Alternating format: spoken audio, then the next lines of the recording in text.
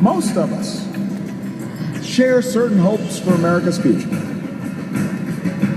We want our kids to grow up in a country where they have access to the best schools and the best teachers. A country that lives up to its legacy as the global leader in technology and discovery and innovation, with all the good jobs and new businesses that follow.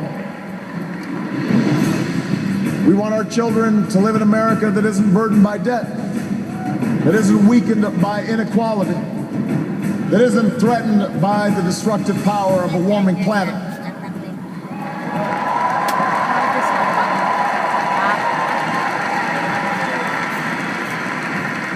We want to pass on a country that's safe and respected and admired around the world.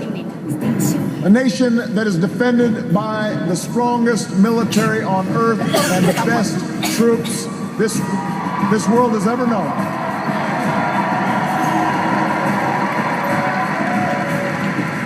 But also a country that moves with confidence beyond this time of war to shape a peace that is built on the promise of freedom and dignity for every human being. We believe in a generous America, in a compassionate America, in a tolerant America, open to the dreams of an immigrant's daughter who studies in our schools and pledges to our flag.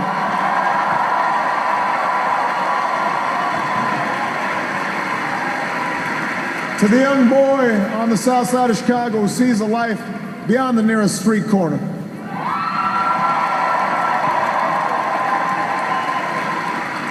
To the furniture worker's child in North Carolina who wants to become a doctor or a scientist, an engineer or an entrepreneur, a diplomat or even a president. That's the future we hope for. That's the vision we share. That's where we need to go. Forward. That's where we need to go.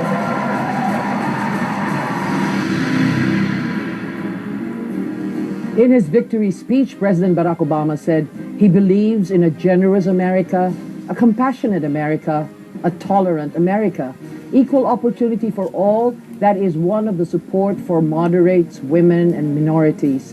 Do Americans really have reason to hope for the next 4 years? Still with us, U.S. Ambassador Harry Thomas, Jr.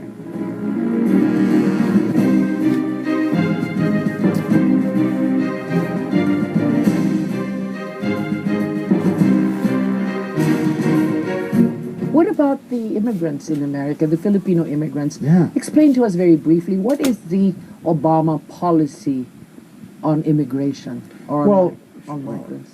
Well, how is it shaping and how does it look like well, in the coming years? Well, we'll have to see what else he would like to do. Yes, but clearly we are a country of immigrants. Yes. We support legal immigration. We want to see, we need more people under that. Do you know right next door, we have the second largest immigrant section in the world, right here in Manila. Clearly, this shows how many Filipinos will be legally immigrating to the United States. I think the president showed tremendous compassion in saying that youth would not be deported, even if they were not legally living in the United States. Allow them to complete their education. Is there a growing anti-Obama immigration policy sentiment from states, from states within the United States of America? Like, the president just won. Yeah. And he won after coming out with that immigration policy. And I didn't see that. Now, again, I was here like you, but I didn't see that as a major campaign issue. But clearly we would like to see immigration reform, and we need more scholars, technocrats, scientists, engineers. But what we get from the Philippines are wonderful families and people. And I think when you look at Nevada, a bellwether state, a close state, with over 98,000 Filipino-American registered to vote, an increase of over 100% in this decade. The Filipino Americans helped make the difference in that election in Nevada that went closely to President Obama. Is the Republican-dominated Congress now, and of course the Democrats in the Senate. Is the president going to have a difficulty trying to come up with policies that will further achieve his vision for migration? Well, I think we'll have to see what happens. Because let's these be are clear. the congressmen represent their states. Sure, and, let's be and there's clear. also a clamor from their own constituents that the migrant is actually taking over my job or Well, a I job think what you opportunity. see- Is that happening now? I think you see two things. In times of economic challenges, people do sometimes lash out. But at the same time, poll after poll shows that Americans do not want to see people deported in mass numbers. They want to find ways to immigration reform that would allow people who are following the law, trying to educate their children, take care of their families, find a way to stay. However, that's not up to me, that's up to Congress.